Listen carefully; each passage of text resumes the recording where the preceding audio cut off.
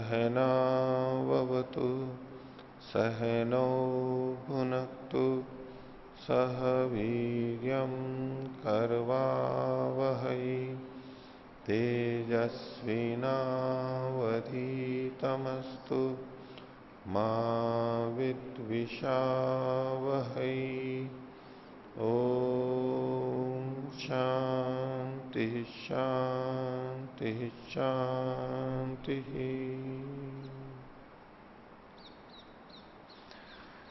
वेदांत दर्शन की 99वीं कक्षा, वेदांत दर्शन के चतुर्थ अध्याय का प्रथम पाठ।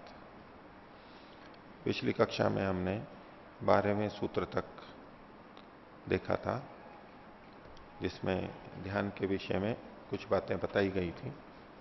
ब्रह्मोपासना, उस तरफ बढ़ने के लिए आवृत्ति करनी चाहिए और वो उपासना आत्मा परक होनी चाहिए और आत्मा को भी निराकार मान के करना चाहिए, प्रतीक रूप में नहीं मान के मूर्ति पूजा आदि नहीं करनी चाहिए। और जो शास्त्रों में आदित्य आदि का कथन मिलता है वो केवल उन कर्मों के अंग के रूप में है और परमात्मा के बृहत्व को बताने के लिए, बड़प्पन को अनुभव में लाने के लिए है। तो जब सूर्य आदि का कथन है, जिनको ब्रह्म नाम से वहां बोल दिया जाता है, वो उनके बड़प्पन के कारण से बोला गया, विस्तार के कारण से ऐसा कथन किया गया। और उपासना के प्रसंग में वो इसलिए भी कि उन चीजों को देख करके, समझ करके हम विशालता का, विशेषता का अनुभव कर सकें और उसकी तुलना में फिर परमात्मा की विशालता, विशेषता को और अधिक अनुभूति में ला सकें। और ध्यान उपासना, ब्रह्मोपासना बैठ करके करनी चाहिए, बैठ के संभव है, अच्छी हो सकती है। ध्यान लग जाए, एकाग्रता अच्छी हो तो हो जाती है, क्योंकि इसमें अचलत्व की अपेक्षा होती है, शारीरिक रूप से भी और मानसिक रूप से भी। और इसी विषय में शास्त्रों के अंदर वर्णन किया गया। और ब्रह्मोपासना के विषय में किसी एक स्थान का नियम नहीं है कि इसी जगह पे या ऐसी ही जगह पे ध्यान लगता है।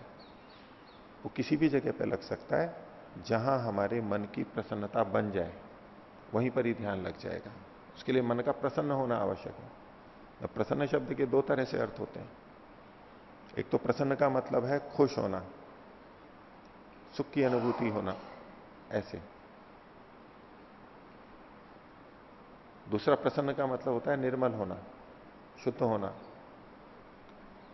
तो जहां निर्मलता है वहां ध्यान लग जाएगा। हमारे अंदर की निर्मलता है, वहां सब जगह ध्यान लग जाएगा, कोई भी स्थान हो।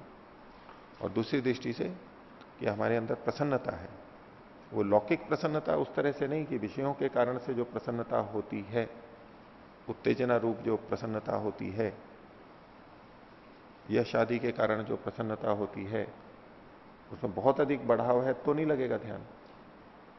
लेकिन कोई बाधा नहीं है, सब चीजें अनुकूल हैं, ऋतु है, वस्त्र है, भोजन है, आसपास के लोग हैं, इससे जो एक प्रसन्नता हमारे मन में रहती है, निर्भयता रहती है, शांति रहती है, अनुद्वेग रहता है, क्षोभ नहीं रहता, उद्वेग नहीं रहता, क्षोभ नहीं रहता, ऐसी स्थिति में ध्यान कहीं भी लग सकता है।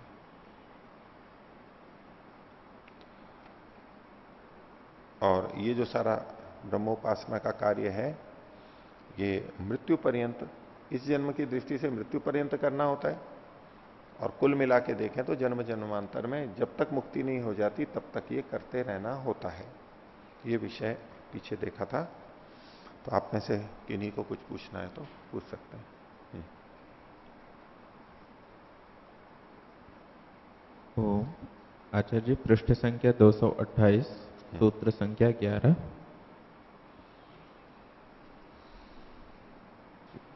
सूत्र आया है, यत्र एकाग्रता तत्र अविशेषात्। जहां चित्त की एकाग्रता होती है वहां ब्रह्मोपासना का विधान है, क्योंकि कहीं भी हो सकती है एकाग्रता। फिर न्याय दर्शन में एक सूत्र आया आचार्य, चौथे अध्याय में, अरण्य गुहा पुलिनादिषु योगाभ्यासोपदेश।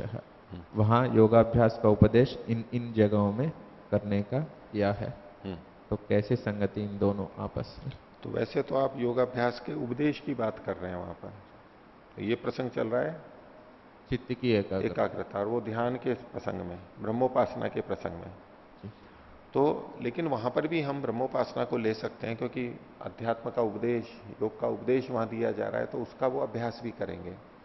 ऐसी जगह पे पढ़ने की स्थिति हमारे मस्तिष्क की अच्छी होती है, ग्रहणशीलता हमारी अच्छी होती है।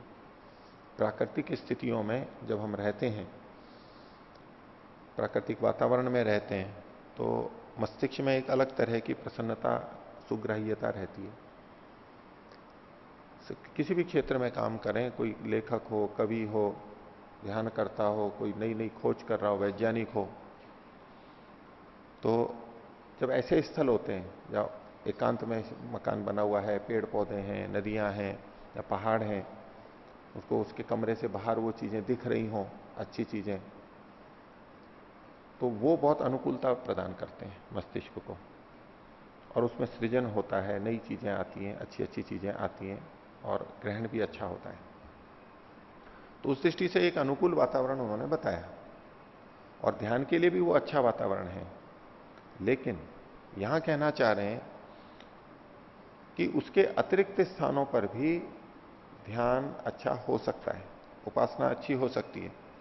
कोई ये ना समझ ले कि ये जो विशेष स्थान बताए गए हैं बस वहीं ध्यान हो सकता है, वहीं उपासना हो सकती है। वो सबके लिए संभव भी नहीं है, सब वहां नहीं जा सकते, सबके घर अलग अलग जगह पे हैं, काम काज है। यदि उन जगह विशेष कहा जाएगा तो फिर बस विशेष, तो फिर विशेष लोग ही वहां पर जाके कर सकते हैं। साधु संत जाएंगे या संपन्न लोग जाएंगे जो वहां स्थान खरीद सकते हैं, रह सकते हैं, बाकी सामान्य लोग नहीं जा सकते। जबकि ब्रह्मोपासना, ध्यान, योग, ये प्रत्येक मनुष्य के लिए है। उस दृष्टि से देखेंगे तो ये विशेष स्थान अगर किसी के मन में बैठा दिए जाएं तो दूसरे मन में ये ला सकते हैं, जिनको ये स्थान नहीं मिल सकते, कि ये स्थान तो मिल ही नहीं सकते हमारे को, हम क्या ध्यान साधना करेंगे। उसको अनिवार्य रूप में देखने लगेगा व्यक्ति, ये नहीं है तो फिर तो कहां से करेंगे, हम कर ही नहीं सकते हम तो वो एक गलत संकेत चला जाएगा, अविद्या चली जाएगी और लोग साधना से विमुख हो जाएंगे। और ये एक वास्तविकता भी है, जैसे इन्होंने कहा कि जहां चित्त की एकाग्रता है तो फिर स्थान की कोई विशेषता नहीं रहती है। अगर चित्त की एकाग्रता नहीं है तो स्थान की कुछ विशेषता रहती है कि हम अंदर से तो मन को रोक नहीं पा रहे हैं, अंदर चंचल है, अविद्या है, विकार है, तो बाहर के उपायों को अपना करके हम अपने मन को शांत करने का प्रयास करते हैं। बहुत सारी चीजें उसके अंतर्गत आ जाएंगी। हम स्नान करेंगे तो लगता है स्नान करके अच्छा लगेगा, अच्छा लगता है, शांति लगती है, थोड़ा सत्वगुण बढ़ता है, तो उपासना अच्छी होगी। सुबह सुबह करेंगे तो अच्छी होगी। इस तरह के आसन में करेंगे, इस कमरे में बैठ के करेंगे, ऐसी अगरबत्ती जला के करेंगे, ऐसा पुष्प लेके करेंगे, इतना प्रकाश होगा, उस समय में करेंगे, इत्यादि जो चीजें जोड़ ली जाती हैं। नदी के किनारे करेंगे, इस व्यक्ति के पास करेंगे, इस समाधि के पास में करेंगे, ये जो चीजें जोड़ ली जाती हैं, इनका मानसिकता के अनुसार प्रभाव पड़ता है, स्थान का प्रभाव पड़ता है उनके लिए जो चंचल चित्त है, एकाग्र नहीं है, अभी प्रसन्न नहीं है।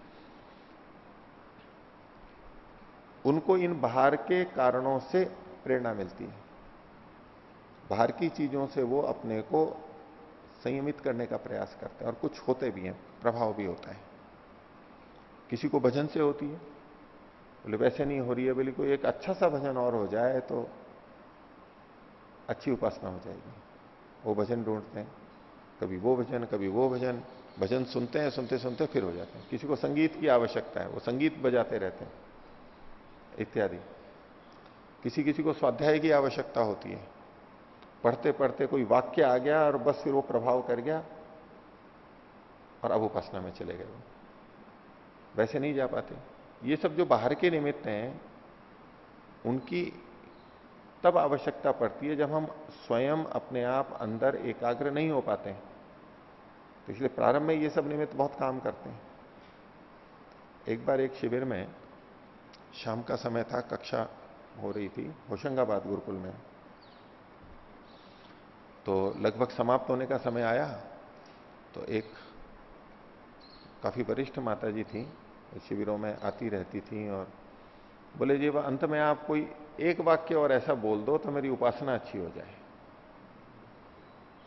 अब यूं तो मैं अपने ढंग से बोल ही रहा था, उनका मतलब था कोई ऐसा हृदय को छूने वाला वाक्य बोल दीजिए तो अभी उपासना ठीक हो जाएगी। उसके बाद में उपासना में ही बैठने वाले थे थोड़ी देर में। उनको लग रहा था कि आज कैसे उपासना अच्छी होगी, कोई ऐसा वाक्य मिल जाए स्वाध्याय का, कोई वचन पंक्ति मिल जाए, वो फिर दिमाग में चढ़ जाता है ना, उसकी धुन में व्यक्ति अच्छी उपासना कर लेता है। तो ये जो बाहर के निमित्त है, उसमें भी खासतौर से जो स्थान का निमित्त है, वहां कार्य करता है, और थोड़ा कार्य करता है जहां अभी अंदर की एकाग्रता सिद्ध नहीं हुई है।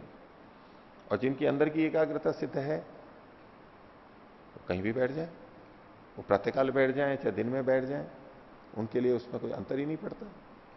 निगौण हो जाती हैं बिल्कुल बातें, कहीं भी कैसे भी चल सकते हैं। हाँ, और कोई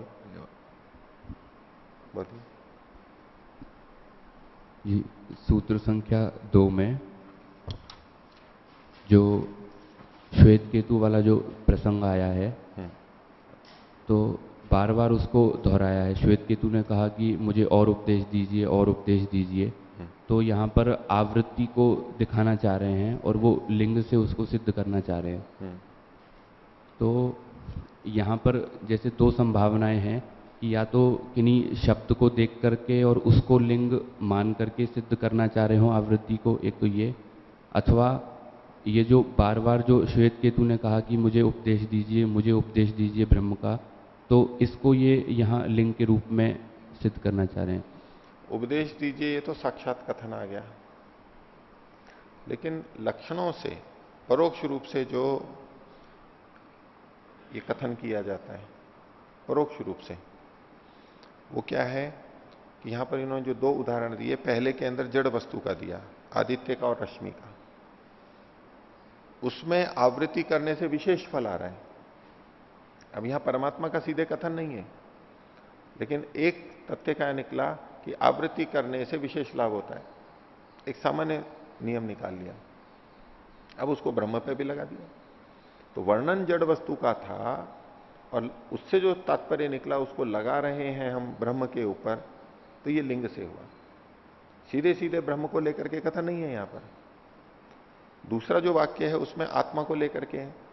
अब आत्मा और परमात्मा तो अलग अलग है, तो कथन आत्मा के बारे में किया जा रहा है, लेकिन उससे एक संकेत ले लिया, एक चिन्ह ले लिया, संदेश ले लिया, अब उसको ब्रह्म पे भी घटा रहे हैं कि यहां भी आवृत्ति करनी चाहिए, इसलिए ये लिंग से कहा गया। और कोई? जी। अच्छा जी, इधर इन्होंने कहा कि आवृत्ति करनी चाहिए बार बार नाम की, तो ऐसा देखा जाता है कि आवृत्ति करने से तो ऊब हो जाती है। ऊब हो जाती है। हाँ जी। हाँ। तो फिर इसकी कैसे सार्थकता रहेगी? हाँ, अगर हम अर्थ की भावना नहीं कर पा रहे हैं उसके लिए। हाँ, आवृत्ति तो अर्थ की भावना के साथ ही होनी चाहिए। केवल शब्दों की आवृत्ति से कुछ विशेष लाभ नहीं होने वाला है और ऊब होगी। आवृत्ति दो तरह से होती है। एक आवृत्ति यह है कि एक ही शब्द को हम बार बार बोल रहे हैं, हमेशा उसी को बोल रहे हैं, हर उपासना में उसी को बोल रहे हैं, उसी मंत्र को बोल रहे हैं, तो वहां ऊब की बात अधिक आएगी। दूसरा है जहां विषय तो परमात्मा ही है, लेकिन परमात्मा के गुण धर्मों को अलग अलग लिया जा रहा है, अलग अलग मंत्र ले लिए, अलग अलग सूत्र ले लिए, इस रूप में हम भिन्नता कर रहे हैं, तो अपेक्षा से कम ऊब होगी या नहीं होगी। तीसरी बात, चाहे उसी शब्द को ले रहे हैं या भिन्न भिन्न शब्दों को ले रहे हैं, अब उसकी जो अर्थ की भावना कर रहे हैं, वो अर्थ की भावना यदि हमारी जैसी बनी हुई है वैसी ही चल रही है, उसमें हम कोई परिवर्तन नहीं कर रहे हैं, उसमें कोई वृद्धि नहीं कर रहे हैं, तो वहां पर भी ऊब हो जाएगी, अरुचि हो जाएगी। लेकिन यदि वहां हम उसकी व्यापकता को बढ़ा रहे हैं, गंभीरता को बढ़ा रहे हैं, कुछ नया चिंतन कर रहे हैं, तो ऊब नहीं होगी, अरुचि नहीं होगी। और नित्य नई भावना से लेते हुए, लक्ष्य को ध्यान में रखते हुए करते हैं, और जो चीजें हमें अच्छी लगती हैं वो रोज खाते हैं तो भी ऊबते नहीं है। हमारे दक्षिण भारत में रोज चावल खा खा करके चावल से उब जाते हैं। हमें रोज रोटी खाते हैं, उससे तो नहीं उबते। हम नहीं उबते, वो लोग उब जाएंगे रोज रोटी रोटी दें तो उनको, और उनको रोज चावल मिलते हैं तो वो नहीं उबते। और ये जो ऊब है, अरुचि हो जाती है संसार के विषयों में, तो ये परमात्मा ने एक व्यवस्था कर रखी है हमारे लिए, हमारे हित के लिए, कि जितनी हमने प्रगति की है शुरू में, तो हमें वो प्रसन्न करता है, हमें खुशी होती है। और फिर प्रगति उसी स्तर पे अगर हम बने रहेंगे तो धीरे धीरे प्रसन्नता कम होती चली जाएगी, क्योंकि परमात्मा नहीं चाहता कि हम वहीं पर ही रहें। अब हमारे को खुशी करनी है तो उससे और आगे कुछ करना होगा, कुछ नया करना होगा, नया व्रत लेना होगा, नया कुछ करना होगा, इसलिए ये व्यवस्था है। वो कछुए के आगे जो रोटी रखते हैं, कछुए पे बैठ जाते हैं बड़े कछुए के, उसको चलाना है तो कैसे चलाते हैं? सामने रोटी रहती है, फल रहता है, वो सोचता है कि मेरे को मिलेगा मिलेगा, तो वो चलता चला जाता है। किसी भी स्थिति में आप देख लीजिए, छोटे बच्चों में देख लीजिए, बड़ों में देख लीजिए, जो चीज अभी अप्राप्त है उसकी प्राप्ति की कामना जब है, आशा है, तब हमारे को बड़ा अच्छा लगता है। और जिस समय प्राप्त करते हैं नया नया, तब भी बहुत अच्छा लगता है। लेकिन जब वही चीज हमारे पास रहती है, उसका उपयोग भी वही है, सब कुछ वही है, लेकिन फिर भी अब उसकी प्रसन्नता हमारे को कम होती चली जाती है। सब चीजों के साथ है। इसको हम ले लेते हैं भौतिक वस्तुओं की दृष्टि से, कि सांसारिक वस्तुओं में ऐसा होता है कि ये संसार की वस्तुएं सदा सुखदायी नहीं होती हैं, क्षणिक होती हैं, इनका सुख कम हो जाता है, और हम प्रकृति को दोष दे देते हैं इसमें। और परमात्मा का सुख ऐसा है जिसमें न्यूनता नहीं आती है, वहां हम उसकी प्रशंसा कर देते हैं। लेकिन प्रकृति में भी जो चीजें हैं, उसमें प्रकृति के गुण कम थोड़ा ना हुए हैं, उसमें कोई न्यूनता थोड़ा ना आई है। हम मिठाई, कोई गुलाब जामुन खा रहे हैं, तो पहला गुलाब जामुन खाओ चाहे 10वां खाओ, तो हम कहते हैं देखो खाते खाते उसका रस चला गया। ये जड़ वस्तुएं हैं ही ऐसी, इनका रस नहीं ले सकते। वही 10वें रसगुल्ले में क्या कम हो गया था, वो तो वैसा ही था। अब 10वें को आप पहले में खा लेते और पहले वाले को 10वीं जगह पे खाते, तो रसगुल्ला तो वैसा क्या वैसा ही था। हमारी इंद्रियां ऐसी हैं कि जब भूख होती है, प्रारंभ होता है, तब वो अधिक सुग्राही होती हैं, अधिक संवेदनशील होती हैं, तो अधिक संवेदना ग्रहण करती हैं, तो हमें शुरू में अधिक सुख मिलता है। अब धीरे धीरे उनकी सुग्राह्यता कम हो जाती है, तो वही चीज, वैसी ही चीज उतनी सुखद नहीं लगती। और यही बात मन के साथ में है कि जब नई नई चीज आती है तो हमें उत्सुकता लगती है। इसीलिए कई जने उन वस्तुओं को प्राप्ति नहीं करते हैं कि बिना प्राप्त किए करने में बड़ा आनंद है। प्राप्त हो गई तो वो सारा आनंद, वो सारी उत्सुकता चली जाएगी, ऐसा भी कई सोचते हैं। ये इसलिए है कि हम आगे बढ़ें। पहले भी आपके सामने मैंने उदाहरण रखे होंगे। एक छोटा बच्चा है जो भी कुछ भी अपनी क्रियाएं नहीं कर सकता, केवल लेटे लेटे हाथ पैर मारता है, करवट भी नहीं ले सकता है। और एक दिन उसने करवट ले ली, तो माता पिता को खुशी होती है कि नहीं होती खुशी? अरे आज तो इसने अपने आप करवट ले ली। फिर आगे क्या इच्छा होती है कि अपने आप बैठ जाए। वो करवट तो लेता रहे लेकिन बैठे नहीं कुछ दिनों बाद में। तो जिस करवट लेने पे खुशी हुई थी, धीरे धीरे वो खुशी पहले तो कम होगी और फिर वही उसके कष्ट का कारण बन जाएगी कि करवट तो ले रहा है लेकिन दुख हो रहा है कि आगे नहीं बढ़ रहा है ये। अब बैठ भी गया, ऐसी सब जगह लगा लीजिए, बैठ गया लेकिन चल नहीं पा रहा है। अब खूब खुश हुए थे कि आज बच्चा बैठ गया अपने आप, और फिर चारों पैरों से चल रहा है, तब भी बहुत खुश हुए थे। अब वो जिंदगी में चारों पैरों से चलता रहे तो माता पिता का क्या हाल वो अगला चरण चाहते हैं, और बच्चे को भी तभी प्रसन्नता होगी और माता पिता को भी तभी प्रसन्नता होगी। 4 पैर से चल रहा है तो वो खड़ा होना शुरू करें। वो खड़ा होके भले ही गिर जाए उसी समय, लेकिन एक बार अपने आप खड़ा हुआ, उसी में सब जने खुश हैं, बहुत अच्छा लगता है। अब पिछली बातें छूट गई, और फिर ना गिरे, फिर चले, फिर दौड़े। इसी तरह से खिलाड़ियों को ले लीजिए जो दौड़ते हैं, मान लो ना कोई दौड़ वो 20 सेकंड में या 1 मिनट में पूरी करते हैं, खूब अभ्यास कर रहे हैं और फिर भी उसका समय कम नहीं हो रहा है, वैसा का वैसा है। तो यद्यपि अच्छा दौड़ रहा है, 1 मिनट में या कितने सेकंड में इतने में पूरी करता था, तो उस समय बहुत खुश हुआ था कि पहली बार मैंने इतना किया है। और खूब प्रयत्न के बाद भी अगर वहीं रहे और वो समय कम ना हो रहा हो उसका, तो धीरे धीरे प्रसन्नता कम होती चली जाती है, फिर वो उदासी में आ जाती है और वही दुख का कारण बन जाती है। चीज तो वो की वही है। ये ऐसा क्यों होता है? सबके साथ में होता है। ये तो लौकिक उदाहरण दिया है, आध्यात्मिक उदाहरण भी ले लीजिए। श्लोक गायन करते हैं, भजन गाते हैं, आध्यात्मिक, वहां भी ऐसा ही होने वाला है, होता ही है ऐसा। एक बार ये विषय मैंने रोजड़ में भी रखा था ऐसे ही।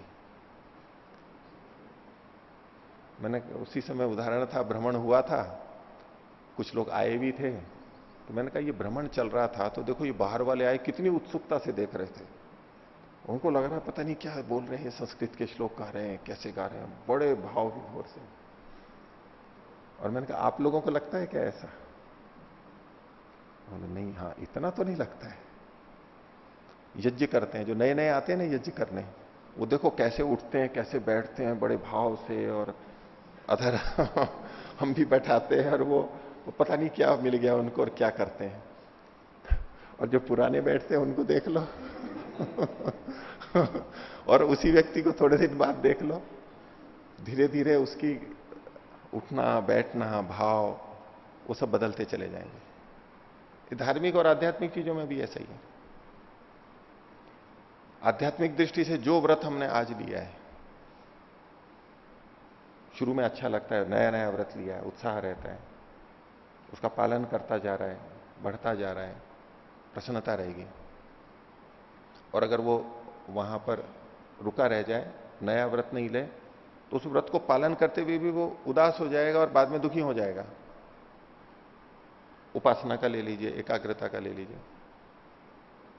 पहले दिन थोड़ी सी एकाग्रता बनी, कुछ थोड़ी सी सुख की अनुभूति हुई, न बड़ा उत्साहित है, और आगे चल करके वो बढ़ी नहीं, एकाग्रता नहीं बढ़ी, सुख की अनुभूति नहीं बढ़ी, तो वो दुखी हो जाता है। और उसको शब्द प्रमाण की दृष्टि से भी देखें, योग के जो अंतराय कहे गए, व्याधि, स्त्यान, संशय, प्रमाद, आलस्य, अविरति, भ्रांति दर्शन, अलब्ध भूमिकत्व और अनवस्थितत्व। तो अलब्ध भूमिकत्व क्या है? कि इससे उत्तर की जो भूमि है उसको प्राप्त ना करना, ये योग में एक अंतराय है। ये पूरी दुनिया में हर क्षेत्र में लगता है, हर क्षेत्र में लगता है। व्यापारी को देख लीजिए, 1 लाख रुपया कमा रहा है, वो 1 लाख ही रहे उसका हमेशा कमाने का, तो उसका उत्साह चला जाएगा। और ज्यादा नहीं हो तो सब दुखी हो जाएंगे, वे क्या है, कुछ भी नहीं हो रहा है। हर चीज के अंदर लगता है ये ईश्वर ने ऐसी व्यवस्था कर रखी है ताकि मनुष्य हमेशा आगे के लिए बढ़े और उससे आगे जाए। कि यहां सुख नहीं मिल रहा है, उससे आगे जाएगा, वो उससे आगे जाएगा। लेकिन इसमें अंतर है कि एक भौतिक जगत में जा रहा है कि यहां इस वस्तु से थोड़ा सुख मिला था, तो अब और सुख के लिए मैं कुछ और कर लूं, कुछ अधिक खा लूं, कुछ अधिक गाड़ियां रख लूं, कुछ अधिक भोग लूं। वो वहां बढ़ता चला जाता है, वहां वो अभी उसको समझ नहीं आ रही है कि इससे होने वाला नहीं है। लेकिन उसको समझ करके जो अध्यात्म की तरफ आएगा, वहां भी ऐसा ही होने वाला है। उसको आगे आगे नई नई स्थिति आनी ही पड़ेगी, व्रत लेना ही पड़ेगा नया, उन्नति कुछ ना कुछ करनी ही पड़ेगी। ज्ञान की उन्नति करे, कर्म की उन्नति करे, उपासना की उन्नति करे। जिसकी उन्नति हो रही है वो तो प्रसन्न रह सकता है, नया नया नया कुछ ना कुछ हो रहा है। जिसकी उन्नति नहीं हो रही है वो दुखी हो जाएगा। सब जगह यही होगा, उसका उत्साह और सुख कम हो जाएगा। तो ये परमात्मा की व्यवस्था है, उसी से ये चलता है, तो हमें आगे ही आगे बढ़ना है। तो ऐसा का ऐसा उपासना में लगता है। ये आवृत्ति का विषय भी वही है जो आपने प्रश्न किया था कि ऊब हो जाती है। ये वो ऊब अच्छा है हमारे लिए। अगर ऊब नहीं होगी, हमारे को बोरिंग नहीं लगेगा, अरुचि नहीं होगी, तो हम आगे बढ़ेंगे ही नहीं। ये जो लौकिक सिद्धांत में कहते हैं भौतिकवादी कि भाई आप संतोष कर लोगे तो प्रगति क्या करोगे, वहीं पर ही रुक जाओगे, तो वो अध्यात्म में भी बिल्कुल ठीक है। अध्यात्म में भी ठीक है। संतोष है त्रिषु कर्तव्यो। कहां संतोष करना चाहिए कहां नहीं, वो थोड़ी सीमा है। वैसे तो संतोष नहीं, लेकिन सामाजिक व्यवस्था में संतोष करना चाहिए। संतोष है त्रिषु कर्तव्य, 3 चीजों में संतोष करना चाहिए। स्वदारे भोजने धने, पति या पत्नी जो है वो, भोजन में जो हमारे पास है वो, और जो धन है उसमें संतोष कर लेना चाहिए। और त्रिषु चैव न कर्तव्य, 3 चीजों में संतोष नहीं करना चाहिए। अध्ययने जप दानयो, अध्ययन में संतोष नहीं होना चाहिए, और पढ़ना ही जाना चाहिए। जप में, ध्यान में कभी संतोष नहीं होना चाहिए, और करना ही है। और दान के अंदर भी इतना दे दिया ठीक है, और सामर्थ्य बढ़ाएंगे और देंगे, कुछ करते ही रहना होता है।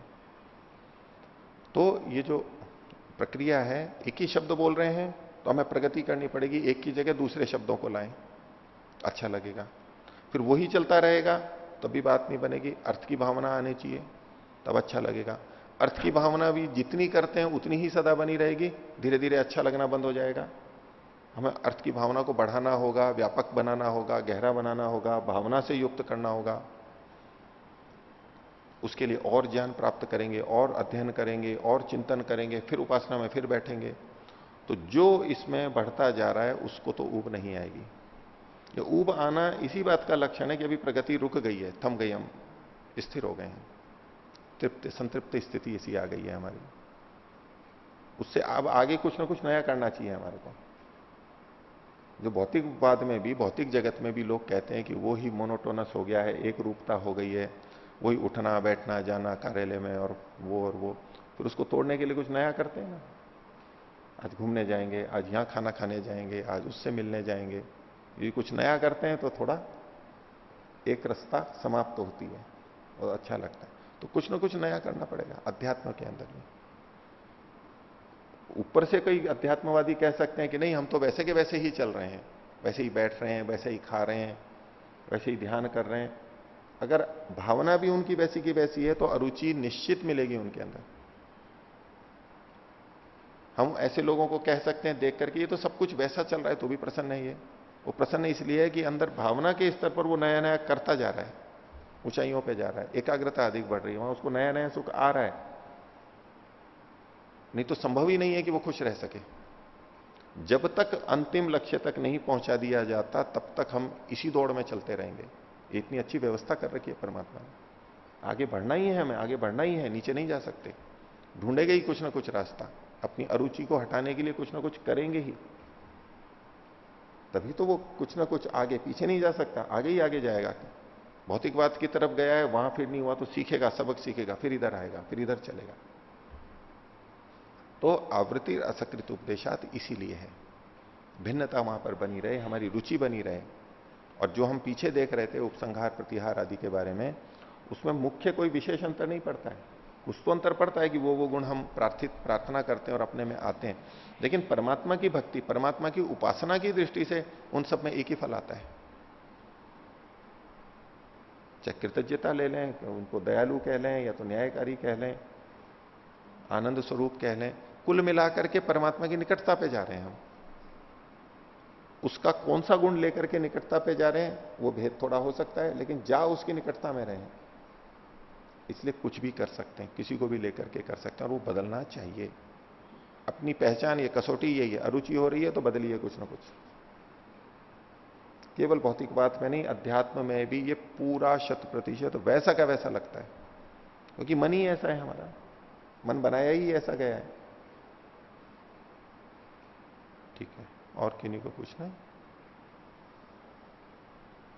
नहीं, तो आगे देखते हैं। वेदांत दर्शन के चौथे अध्याय का प्रथम पाद, पृष्ठ संख्या 228, सूत्र संख्या 13। यहां ये उपासना के प्रसंग से ही एक विषय और जोड़ करके बता रहे हैं। उपासना करते करते परमात्मा की प्राप्ति होती है, ब्रह्म का अधिगम होता है।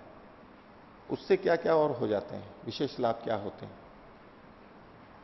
उपासना हम भावना से करते हैं, संस्कारों से करते हैं, लेकिन कर्माशय भी हमारा हमारे साथ में जुड़ा हुआ रहता है। अच्छे और बुरे कर्म, पाप और पुण्य कर्म। जब परमात्मा को प्राप्त कर लेते हैं तो इन कर्मों का क्या होता है, इसकी क्या व्यवस्था होती है, वो यहां पर आगे कुछ सूत्रों में इस बात के अंत तक बताया गया है। तो देखिए 13वां सूत्र है तद अधिगम, तद अधिगमे है यहां पर वास्तव में उत्तर पूर्वाघयो अश्लेष विनाशौ तद व्यपदेशात। तद अधिगमे का मतलब है ब्रह्म के अधिगम होने पर, ब्रह्म के प्राप्त कर लेने पर क्या होता है, उत्तर पूर्व अघयो, अघ कहते हैं पाप को, अघमर्षण मंत्र। तो दो तरह के अघ हैं, एक उत्तर और एक पूर्व। पूर्व का मतलब है पहले वाले और उत्तर का मतलब है आगे वाले, भविष्य के। तो उत्तर के पाप का मतलब है जिन पाप कर्मों को अभी हमने किया नहीं है, करने वाले हैं, करेंगे कभी। और पूर्व के पाप वो हैं जो हम कर चुके हैं, उनका कर्माशय बन चुका है। तो दोनों का ग्रहण कर लिया है। इन पापों का क्या होता है, अश्लेष विनाशौ। अश्लेष, श्लिष कहते हैं जुड़ना, लिप्त होना, श्लिष आलिंगने, निकट आना, तो चिपकना। तो एक तो अश्लेष होता है, वो चिपकते नहीं है, चिपकेंगे नहीं वो। कौन से नहीं चिपकेंगे, उत्तरवर्ती, बाद वाले भविष्य में जो पाप कर्म करेंगे। पाप कर्म करेंगे मतलब पाप कर्म करेंगे ही नहीं, इस रूप में वो हमारे से चिपकेंगे नहीं। जिन पाप कर्मों को हम करते रहे, भविष्य में वो पाप कर्म हम नहीं करेंगे, ये तो है अश्लेष। वो चिपकेंगे ही नहीं हमारे, लगेंगे ही नहीं हमारे, यानी हम करेंगे ही नहीं उसको। यदि परमात्मा को प्राप्त कर लिया है तो भविष्य में तो पाप वो करेगा नहीं। और जो पूर्ववर्ती पाप थे उनका विनाश हो जाता है, वो नष्ट हो जाते हैं। दोनों के लिए कह दिया। अनेक जगह पे जहां पर कर्म के नाश की बात आती है तो कुछ लोग ये कहते हैं कि भाई कर्म का नाश पिछले का तो हो नहीं सकता, क्योंकि किए हुए कर्म है तो कर्म का तो फल भोगना ही पड़ता है, बिना भोगे फल समाप्त नहीं होता है। ऐसा उन्होंने निश्चित सिद्धांत बना रखा है। सामान्य रूप से ठीक है, लेकिन उन्होंने बिल्कुल सब जगह घटा रखा है। तो जहां कर्म के नाश की बात आती है शास्त्र में, तो कहते हैं कि नहीं, भविष्य के कर्म के नाश हो जाएगा, पूर्व के लिए नहीं, वो तो भोगना ही पड़ेगा हमारे को। अब ब्रह्म की प्राप्ति भी हो गई है, मुक्ति भी हो गई है, तो भी जो बचे हुए हैं उनको भी भोगना है, उनको आगे मुक्ति के बाद में जब आएंगे। ऐसा उनका सिद्धांत बन जाता है। अब ये प्रसंग में देखो शुरुआत में ही कह दिया तद अधिगमे, उसके प्राप्त कर लेने पर, परमात्मा के प्राप्त कर लेने पर, उससे पहले नहीं। उससे पहले की स्थिति में तो कर्म के फल हमें भोगने होते हैं, भोगते रहते हैं। लेकिन जीवन का अंतिम लक्ष्य परमात्मा की प्राप्ति उसको हो गई है, अब क्या होगा उन कर्मों का? तो उसका उत्तर है उत्तरवर्ती का अश्लेष होगा और पूर्ववर्ती का विनाश होगा, नष्ट हो जाएंगे वो। कैसे पता लगा? तद व्यपदेशात, शास्त्र में इसका उल्लेख मिलता है, शब्द प्रमाण से पता लगता है, कथन किया गया है। तो परमात्मा की प्राप्ति के बाद में, ये तो परमात्मा की प्राप्ति तो एक कथन हो गया, परमात्मा की पूर्ण प्राप्ति हो गई, साक्षात्कार हो गया, असंप्रज्ञात समाधि हो गई, फिर जीवन मुक्त हो गया, अब मुक्ति में जा रहा है। तो परमात्मा को प्राप्त करने के बाद में वो पाप कर्म उसके क्षीण हो जाते हैं, समाप्त हो जाते हैं, बिना फल दिए। फल दे करके जो कर्म समाप्त होते हैं वो तो हमेशा होते ही रहते हैं। अच्छा, परमात्मा की प्राप्ति हुई हो या नहीं हुई हो, वो तो समाप्त होते ही हैं। जैसे ही कर्म भोगे हमने, उतने उतने कम होते जाएंगे, ये तो व्यवस्था नियम है ही।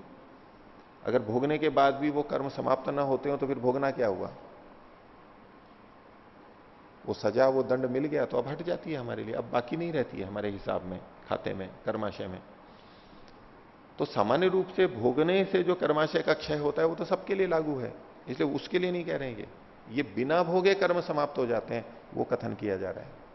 भाष्य देखिए, उपासनाभ्यासे न सती ब्रह्माधिगमे, उपासना के अभ्यास के होने पर जब ब्रह्म का अधिगम होता है, परमात्मा की प्राप्ति होती है, तो उत्तर पूर्वयो पापयो, बाद वाले और पहले वाले पापों का क्रमेण क्रमशः यथासंख्य अश्लेष विनाशो भवता, चिपकते नहीं है और नष्ट हो जाते हैं। उसको खोल दिया उन्होंने, उत्तर से पाप से अश्लेष, उत्तरवर्ती भविष्य काल में होने वाले पाप कर्म तो छूते ही नहीं है उसको। अश्लेष को आगे खोल दिया असंपर्क, वो संपर्क ही नहीं होता है उनका। उसी को आगे खोल दिया संसर्गा भाव, उनका संयोग ही नहीं होता है, संसर्ग ही नहीं होता है। और पूर्व से पाप से विनाश, जो पूर्ववर्ती पाप है जो कि चिपक चुका था, जो कि श्लिष्ट हो चुका था, जो कि संसर्ग में आ चुका था, हमने किया, हमारे से जुड़ गया और हमारे कर्माशय में है, वो अब श्लिष्ट है, चिपका हुआ है वह हमारे, उस चिपके हुए का विनाश हो जाता है। आगे तत्र उत्तर से पापस्य तु संसर्गा भावो यद उत्तरस्मिन काले पाप कर्म प्रवृत्ति न भवती। बोले उत्तरवर्ती पाप कर्म के संसर्ग का अभाव कैसे होता है? तो बोले वो पाप कर्म करता ही नहीं है। ब्रह्मोपासक लब्ध लब्धव्यत्वात् ज्ञानेन निर्मलत्वात्। तो बाद में पाप कर्मों की प्रवृत्ति क्यों नहीं होती है उसकी? तो उसमें कारण कहा कि जो ब्रह्म का उपासक है, जिसने ब्रह्म को प्राप्त कर लिया है, तो उसके लब्ध लभ्यत्वात्, जो प्राप्त करने योग्य है उसको प्राप्त कर लिए जाने के कारण से, प्राप्तम प्रापणीयम चूंकि उसको हो गया है, इसलिए वो पाप कर्म करेगा नहीं। कोई भी व्यक्ति पाप कर्म करता है तो क्यों करेगा? कुछ ना कुछ उसमें अपना हित या लाभ देख रहा है, तब उसको कुछ कमी दिखाई दे रही है, अपनी कमी को पूरा करने के लिए, हानि से बचने के लिए वो पाप कर्म कर बैठता है। लेकिन जिसने ईश्वर को प्राप्त कर लिया, जो पाना था वो पा लिया, तो उसको पाने को शेष नहीं बचा है, तो वो करेगा ही क्यों? अवसर ही नहीं है उसको। एक बात। दूसरा कहा ज्ञाने न निर्मलत्वात्, क्योंकि उसका ज्ञान निर्मल हो जाता है। परमात्मा की प्राप्ति हुई है, उससे पहले उसका ज्ञान निर्मल हो गया है। उसको पता है कि पाप कर्म करने से तो हानि होती है, मुक्ति में बाधा होगी, परमात्मा की प्राप्ति में बाधा होगी, तो उसको करेगा ही नहीं। ज्ञान की निर्मलता हो गई, पाप कर्म करेगा ही नहीं वो। आगे पूर्वस्य च नाशो भवति एव ज्ञानाग्नेर जाज्वल्यमानत्वात् काष्ठम एवं संचितम पापम भस्मी भवति। और पूर्व का नाश हो जाता है। क्यों? कि जो ज्ञानाग्नि है वो अत्यंत प्रज्वलित हो जाती है, ज्ञान से वो दग्ध हो जाते हैं। जैसे कि काष्ठ जल जाता है, ऐसे संचितम पापम भस्मी भवती, जो पाप इकट्ठा है वो सारा भस्म हो जाता है बिना फल दिए। कैसे पता लगा? तो बोले तद व्यपदेशात, देखो इसके लिए वचन मिलते हैं, तथा कृत्वा तस्य वर्णनात्, ऐसा ही वर्णन शास्त्र में मिलता है। तो दो वचन इन्होंने दिए हैं, पहला वचन है अश्लेष का और दूसरा वचन है नाश के लिए। छंदोग्य के वचन है दोनों। पहला है यथा पुष्कर पलाशे आपो न श्लिष्यन्ते, जैसे कमल के पत्ते पर जल चिपकता नहीं है, एवं विधि, इसी प्रकार से इसको जान लेने के वाले में, जिसने इसको समझ लिया है, पापम कर्म न श्लिष्यते, पाप कर्म से लिप्त नहीं होता है, पाप कर्म करता ही नहीं, वो समझ लिया है उसने ये सब। दूसरा तद यथा इशिका तूलम अग्नौ प्रोतम प्रदूयेत एवं अस्य सर्वे पापमान प्रदूयन्ते।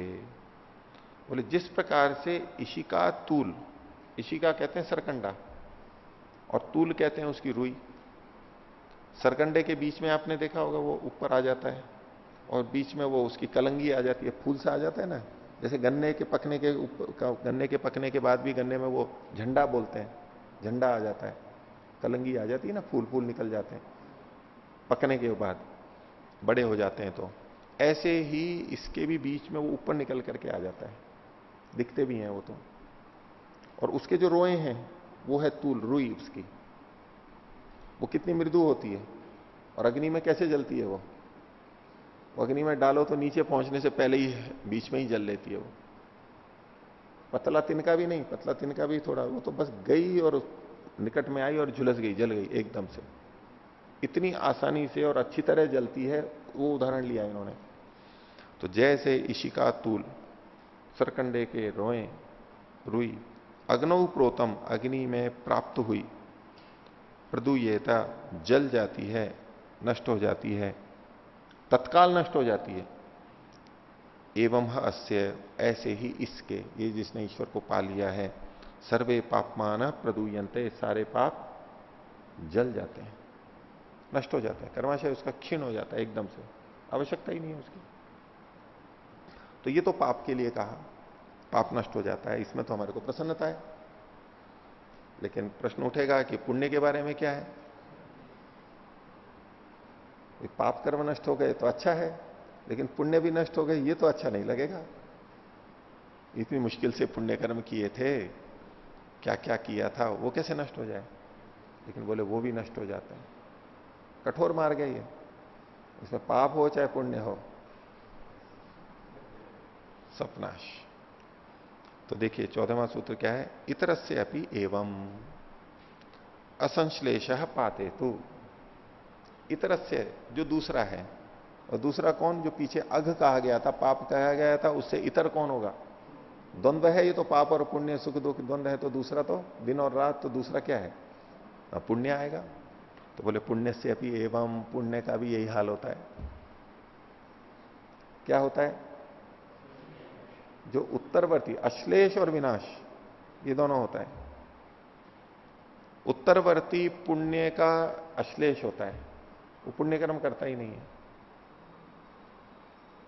ठीक है, अब ये बड़ा विचित्र होगा कि ऐसा व्यक्ति जिसने ईश्वर को पा लिया है वो पुण्य ही नहीं करता है, ये तो कोई अच्छी बात नहीं है। जहां पुण्य कर्म से मतलब है सकाम पुण्य कर्म, जिन कर्मों से कर्माशय बनता है उसको वो नहीं करता है। निष्काम कर्म तो करता है, वो पुण्य कर्म नहीं करता है, सकाम नहीं करता है। और विनाश किसका? जो पूर्व के हैं। बहुत सारे कितने पुण्य कर्म कर रखे थे, अब जल्दी से ईश्वर प्राप्ति हो गई, प्रभु की कृपा हो गई, ईश्वर प्रणिधान से शीघ्रमेव आसन्नतम समाधि लाभ हो गया उसको, तो अब क्या करे उसका? और अगर तीव्र संवेग नहीं होता, ईश्वर प्रणिधान नहीं होता, तो धीरे धीरे करके होता, तब तो काम आ जाता वो कर्माशय है। अब इसको तो वो काम नहीं आएगा उसके लिए तो व्यर्थ हो गया वो। बोले वो भी नष्ट हो जाएगा, विनाश को प्राप्त होगा। अब इस सूत्र में आगे असंश्लेष पाते तू, ये और लिखा हुआ है। तो कई लोग फिर ये कहते हैं कि इसमें पुण्य कर्म का असंश्लेष होता है बस। अगर इस असंश्लेष को पहले के साथ में ले लें तो बोले विनाश तो लिखा ही नहीं है इस सूत्र में, तो असंश्लेष को ऐसे नहीं लेना है। इतरस्य अपि एवं, बस इतना एक भाग हो गया, अल्प विराम लग गया। एवं मतलब उसमें असंश्लेष और विनाश दोनों आ गए। लेकिन इसमें से जो असंश्लेष है वो कब होगा? उसका पाते तो, जब शरीर पात हो जाएगा तब वो इन पुण्य कर्मों को करेगा नहीं। लेकिन जब तक जीवित है तब तक वो निष्काम अच्छे कर्म, जिनको हम पुण्य ही कहेंगे एक दृष्टि से, पुण्य कर्म सकाम निष्काम दोनों होंगे, लेकिन जो निष्काम पुण्य कर्म है उनको तो करता रहेगा वो। जैसे पीछे पाप कर्म के बारे में कहा गया था कि पाप कर्म वो करेगा ही नहीं, लेकिन पुण्य कर्म जो निष्काम पुण्य कर्म है उसको भी वो ना करे, ऐसा नहीं होगा। जब तक शरीर है वो तो वो चलता रहेगा। तो इसलिए विशेष कथन किया कि असंश्लेष है, ये जो असंश्लेष वाली बात है कि वो जुड़े ही नहीं, नए ना करे, ये कब होता है? पाते तो, शरीर छूटने के बाद में नहीं करेगा। जब तक शरीर है तब तक तो वो करता रहेगा। लेकिन पाप के संदर्भ में वो बात नहीं है, पाप तो जीते जी भी वो छोड़ देगा। सकाम पाप कर्म जो है निष्काम तो होते ही नहीं है, लेकिन पुण्य जो सकाम है उसको छोड़ देगा, और पुण्य निष्काम तो वो करता ही रहेगा। इसलिए कहा असंश्लेष पाते तो। आगे तद व्यपदेशाद इति अनुवर्तते, पीछे से जो तद व्यपदेशाद है शास्त्र में इसका उल्लेख मिलता है, प्रमाण मिलते हैं।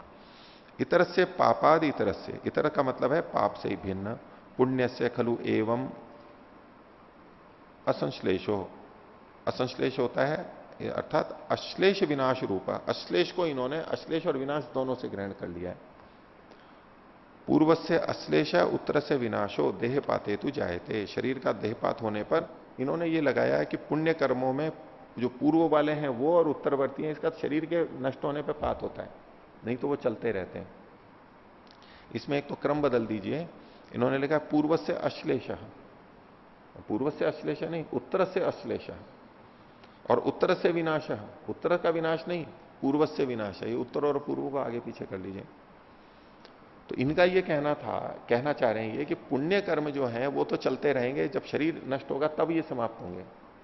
लेकिन वो बात तो अगले सूत्र में कही गई है, इसलिए यहां पर जो पिछले संचित पुण्य कर्म हैं वो नष्ट हो जाएंगे।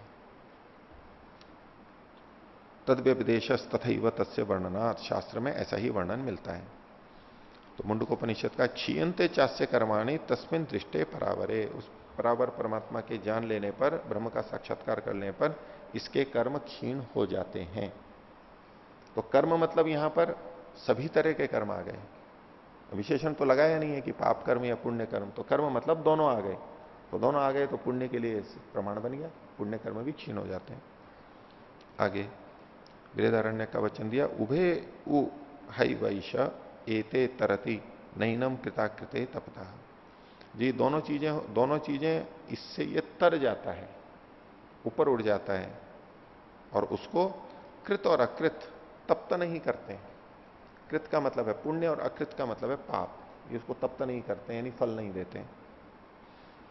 न वही सतह प्रिया प्रिय और अपति अस्ति, इस शरीर के रहते रहते प्रिय और अप्रिय का नाश नहीं हो सकता, बना ही रहता है कुछ ना कुछ।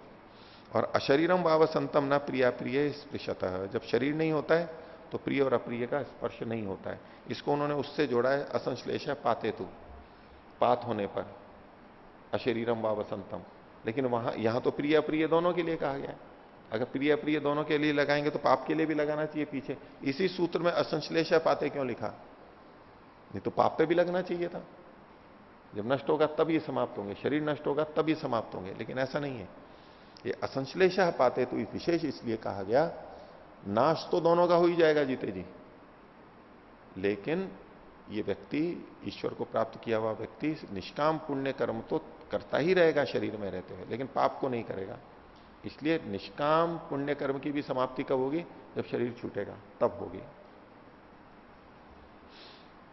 अब ये जो पाप और पाप का नाश या पुण्य का नाश और असंश्लेष कहा गया पाप का, और खासतौर से जो नाश है पूर्व वाला, पूर्व के बारे में है कि किन पूर्व कर्मों का नाश होता है। तो कर्म कैसे होते हैं? एक तो क्रियमाण होते हैं, हम करते हैं तब, और फिर वो संचित हो जाते हैं, और संचित के बाद में जब फल देने लगते हैं तो वो प्रारब्ध कहलाते हैं। तो जो क्रियमाण है वो तो भावी हो जाएंगे, या वर्तमान में उनको तो छोड़ ही दीजिए। और संचित और प्रारब्ध की दृष्टि से जो कर्म अभी संचित हैं, प्रारब्ध नहीं बने हैं, फल देना प्रारंभ नहीं किया है, उनके लिए ये बात कही गई है जो 13वें 14वें सूत्र में पीछे कही गई है। कर्माशय में जो संचित है वो नष्ट हो जाएंगे, लेकिन जो प्रारब्ध कर्म है, फल देना जिन्होंने प्रारंभ कर दिया है, जो विपाकारंभी हो चुके हैं, वो नष्ट नहीं होते, वो तो चलते रहते हैं। इस बात को 15वें सूत्र में कहा, अनारब्ध कार्य एवतु पूर्वे तदवधे। ये जो अनारब्ध कार्य हैं, जिन्होंने अपना कार्य प्रारंभ नहीं किया, ऐसे जो कर्म हैं पूर्व वाले, वो तो तद अवधे, जब तक ये शरीर है तब तक, ब्रह्म की प्राप्ति तक, और ये जब तक शरीर है तब तक ये चलते रहते हैं। भाष्य, ये खलु पूर्वे पाप पुण्य अनारब्ध कार्य, जो पहले वाले पाप पुण्य है जिन्होंने फल देना प्रारंभ नहीं किया है, अनारब्ध फले, जिनका आरंभ फल प्रारंभ नहीं हुआ है, फले स्तः ते एवतु विनश्यतो ब्रह्मादिगमे, उन्हीं का नाश होता है परमात्मा के प्राप्त कर लेने पर। सो अधिगमो अवधिश तयोर नाशस्य तस्मात्, क्योंकि उनकी अवधि ही यही है कि जैसे ही परमात्मा का साक्षात्कार हुआ और वो नष्ट हो जाएंगे, यानी पूर्ण स्थिति प्राप्त कर ली, परमात्मा को प्राप्त कर लिया मतलब पूर्ण स्थिति, इसको जीवन मुक्त स्थिति पर ले लेना चाहिए, तब ये नष्ट हो जाते हैं। उक्तम ही, जैसा कि कहा है, तस्य तावदेव चिरम यावन्न विमोक्षे अथ संपत्स्य, उसको उतनी ही देर है जब तक ये शरीर नहीं छूटता है, मुक्ति प्राप्ति के लिए उतनी ही देर है जब तक कि उसका शरीर नहीं छूटता है, बस। अथ संपत्स्य, और जैसे ही शरीर छूटा ब्रह्म को प्राप्त कर लेगा वो। सूत्रे तु शब्देन स्पष्टते यदा यद आरब्ध कार्य आरब्ध फले तु पाप पुण्य भोग सम्मुख्ये भुज्य माने तदवस्थम शरीरम भ्रमत कुलाल चक्रवत अस्ति एव तद विषय न विचारावसरा। इस सूत्र में जो तू शब्द है उससे ये ग्रहण कर रहे हैं कि जो आरब्ध फल वाले हैं उनके नाश की बात नहीं होगी, वो तो फल भोगे जा रहे हैं और वो जब तक शरीर है तब तक वो चलते रहेंगे। और यदि बीच में शरीर छूट गया तो अब जो भोगने से बचे हैं प्रारब्ध कर्म, वो भी अब संचित में जाएंगे और वो भी नष्ट हो जाएंगे। लेकिन जब तक शरीर चल रहा है तब तक प्रारब्ध जो है, इस जन्म को देने वाले जो कर्म है, वो उनका तो प्रवाह चल चुका है और वो चलता रहेगा। इसी बात को सांख्य दर्शन में भी कहा है, चक्र भ्रमणवत धृत शरीर, वो वेग दे दिया गया है तो वो तो चलता रहेगा। और उससे अगला सूत्र भी है, संस्कार लेशतस तत्सिद्धि, उन्होंने प्रश्न किया था कि जब जीवन मुक्त हो गया है तो अब जीवन चल कैसे रहा है उसका? तो बोले जो प्रारब्ध कर्म है उससे चल रहा है, संस्कारों का जो लेश है थोड़ा बचे हुए उससे वो चल रहा है। आगे 16वां सूत्र है, अग्निहोत्रादि तो तत्कार्या यही व तत्दर्शनात्। बोले कि ये जीवन मुक्त और इन लोग सन्यासी लोगों के लिए आपने अग्निहोत्र के लिए भी कह दिया, वो चाहे तो कर सकते हैं। अब ये जो ऐसे कर्म किए जाएंगे अग्निहोत्र आदि, उनका क्या होगा? उनका फल मिलेगा या नहीं मिलेगा? तो उसके लिए कहा अग्निहोत्र आदि तो तत्कार्या यही व। ऐसे व्यक्ति जो यज्ञ आदि करते हैं वो तो आध्यात्मिक दृष्टि से ही करते हैं, निष्काम रूप से ही करते हैं, अंतःकरण की शुद्धि के लिए ही करते हैं, उदात्त भावना के लिए ही करते हैं, तो उसी के लिए होते हैं। ऐसा ही शास्त्र में कहा गया है तत्दर्शनात्। इसलिए इनसे फल की तो बात ही नहीं लेनी चाहिए, इनका क्या होगा? तो ये तो मुक्ति प्राप्ति में सहायक है, बस इसी रूप में उनका लाभ मिलता रहेगा और वो उसको करते रहते हैं। अगर यूं कहा जाए कि नहीं इससे भी कर्माशय बनता है, अब कर्माशय बन नहीं रहा है और जो तो नष्ट हो रहा है, तो बोले फिर ये यदि क्यों करेगा वो? तो बोले ये तो इसकी साधना में ही सहायक होते हैं। भाष्य, आश्रमांतर सहकारी कर्माग्नि होत्रादि, जो अन्य आश्रमों के सहकारी कर्म पीछे बताए थे सन्यासी के लिए जो अग्निहोत्रादि थे, तो तत्कार्याय ब्रह्म ज्ञान करणाय व अस्ति, उसी कार्य के लिए यानी ब्रह्म के ज्ञान करने के लिए ही है, तो उसमें सहायक होते हैं। न तस्य नाश कथन प्रसंग, उनके नाश की बात ही नहीं है। तत्कार्यत्व दर्शनात् श्रुतौ तमेतम वेदानुवचनेन ब्राह्मणा विविदिशंति यज्ञेन दानेन तपसा अनाशकेन। तो इसके कार्यत्व की भी श्रुति है, शास्त्र में मिलता है कि इसको परमात्मा को वेदान के अनुवचन से ब्राह्मण लोग जानते हैं, यज्ञ से, दान से, तप से, अनाशकेन। तो यज्ञ भी यहां पर कहा गया, तो यज्ञ परमात्मा के जानने में सहायक होता है, उस दृष्टि से यहां पर कथन किया गया। तो वो तो किए जाएंगे, लेकिन उसका कोई पुण्य उस तरह से कर्माशय के रूप में नहीं मिलेगा। अगला सूत्र 17वां, अतो अन्यापि ही एकेशाम उभयो हो।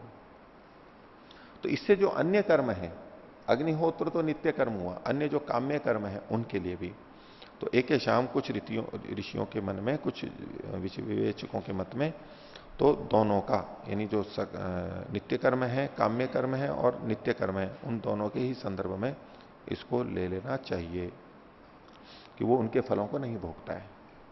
अतो अग्निहोत्रादि नित्य कर्मणो अन्यापि काम्य कर्म चोदना या खलु एकेशाम शाखी नाम अस्ति। अन्य शाखाओं में जो कहा गया है अग्निहोत्रादि, तो जो काम्य कर्म और नित्य कर्म कहे गए उसके लिए वचन दिया बृहदारण्य का, अथ ये यज्ञेन दानेन तपसा लोकान जयंती, जो यज्ञ से, दान से और तप से इन लोगों को जीतते हैं, तो न सा कर्मफल भोगम आपद्यते।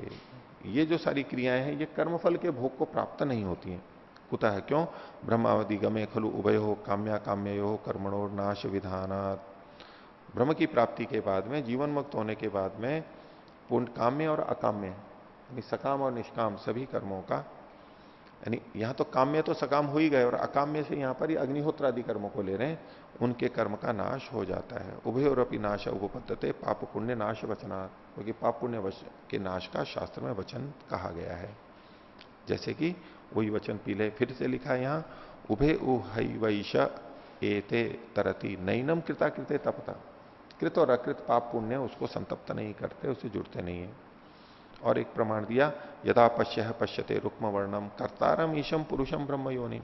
जब ये व्यक्ति सबको देखने वाले परमात्मा को, जो अत्यंत ज्योतिमय है, ऐसे उस कर्ता को, ईश को, पुरुष को, ब्रह्म की, वेद की योनि कारण को जो जानता है, तदा विद्वान पाप पुण्य विधूय, तब वो विद्वान जानने वाला पाप और पुण्य को झड़क करके, हटा करके, निरंजन परमम साम्यम उपैति, बिल्कुल स्वच्छ होते हुए परम साम्य को प्राप्त होता है।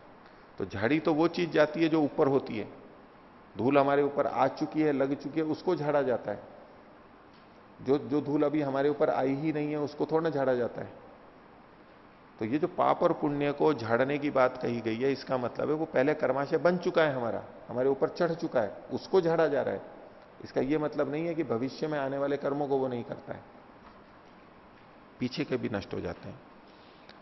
आगे अत्र शंकर भाष्ये उभयो हो इत्यर्थस्य जैमिनी बादरणयो आचार्यो कृतः। तो ये जो उभय शब्द से इन्होंने जैमिनी और बादरायण आचार्यों का मत ले लिया, जबकि इन्होंने अलग किया। स न युक्त है, वो ठीक नहीं है। न ही मत प्रसंगो अत्र विद्यते, भिन्न भिन्न मतों का प्रसंग नहीं है।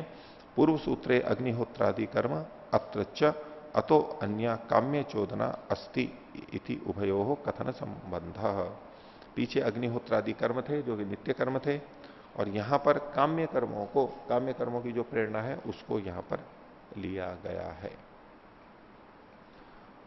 तो ये जो अवान्तर कर्म है वो कर्म करता रहेगा। जीवन मुक्त जिसके पिछले कर्म नष्ट हो गए वो भी अच्छे कर्मों को करता रहेगा, यज्ञादि हैं, परोपकार हैं, वो सब करता रहेगा और उसकी उसी स्थिति में उन्नति में सहायक बने रहेंगे। और इसकी पुष्टि के लिए इन्होंने आगे कहा 18वां सूत्र, यदेव विद्या इति ही, जो विद्या से करता है वो ही विशेष फल वाला होता है, और ये जो नाश होता है ये विद्या से होता है, ज्ञान से होता है। यदेव विद्या करोति श्रद्धया उपनिषदा तदेव वीर्यवत्तरम भवति, जो ज्ञान करके समझ करके और श्रद्धा और निकटता से किया जाता है वो ही बलवान होता है और वो उसको फल देता है अधिक। इति विद्या ब्रह्म ज्ञान लक्ष्येन कृतम कर्म तत्तु ब्रह्माधिगमाय भवति। तो इस प्रकार विद्या और ब्रह्म ज्ञान को लक्ष्य करके किया गया कर्म वो ब्रह्म की प्राप्ति के लिए होता है। तस्य फलम तो ब्रह्म साक्षात्कार आएगा, उसका फल ही यह है कि ब्रह्म का साक्षात्कार हो। और ब्रह्म साक्षात्कार निर्वर्ते स्वयं एवं तद विनश्यति, ब्रह्म साक्षात्कार को करके वो कर्म अपने आप नष्ट हो जाता है, समाप्त हो जाता है। फल पाकाद भवति ही कर्मनाश तस्मात् तत्संबंधे न विनाश विचारावसर। फल का भोग करा करके, फल का पाक करके जो कर्माशय नष्ट हो जाते हैं उसके बारे में तो यहां विचार का अवसर ही नहीं है, वो प्रसंग ही नहीं है, कोई आवश्यकता ही नहीं है। तो यहां तो जो प्रसंग चल रहा है वो बिना भोगे जो फल का नाश होता है उसी का ही चल रहा है। और 19वें सूत्र को देखिए, भोगे ने तो इतरे क्षपयित्वा संपद्यते, और जो अन्य है, जो आरब्ध कर्म है, प्रारब्ध कर्म है, वो कैसे नष्ट होते हैं? भोग करके नष्ट हो जाते हैं, जैसे जैसे भोगते जाते हैं। भाष्य देखिए, इतरे को खोल दिया, आरब्ध फले पाप पुण्य तो भोगे न ते उभय विनाश्य समाप्य, भोग से समाप्त हो जाते हैं। और नष्ट होने का अर्थ किया इन्होंने क्षपि मारण तोषण निशामनेशु, चुरादिगण की धातु है। और ध्यानी ब्रह्म प्राप्त होती, ध्यानी व्यक्ति ब्रह्म को प्राप्त कर लेता है। इति प्रारब्ध कर्मणों पुण्य पापयोर विनाश प्रसंग, प्रारब्ध कर्म का उनका भी पाप और पुण्य का विनाश होता है। ये जीवन चल रहा था उसका अंतिम, प्रारब्ध कर्म को वो भोग रहा था, पिछले कर्म तो समाप्त हो चुके थे, और इसमें जितना उसने भोग लिया उतना भोग लिया, और जो बच गए फिर भी वो भी सब समाप्त हो जाएंगे। तथा च उक्तम, जैसा कि कहा गया है, तस्य तावदेव चिरम यावन्न विमोक्षे अथ संपत्स्य इति। तो जब तक प्राप्ति नहीं होती है तब तक ही देर है, और नहीं तो जैसे ही मोक्ष हो गया, चाहे तो अविद्या का नष्ट समाप्ति हो गई, चाहे शरीर की समाप्ति हो गई, वो सब समाप्त हो जाता है, उसको फल नहीं मिलेगा, वो ब्रह्म को प्राप्त कर लेता है। तो ये इस प्रकार चौथे अध्याय का प्रथम पाठ समाप्त हुआ। आज का विषय इतना ही रखते हैं। प्रणव।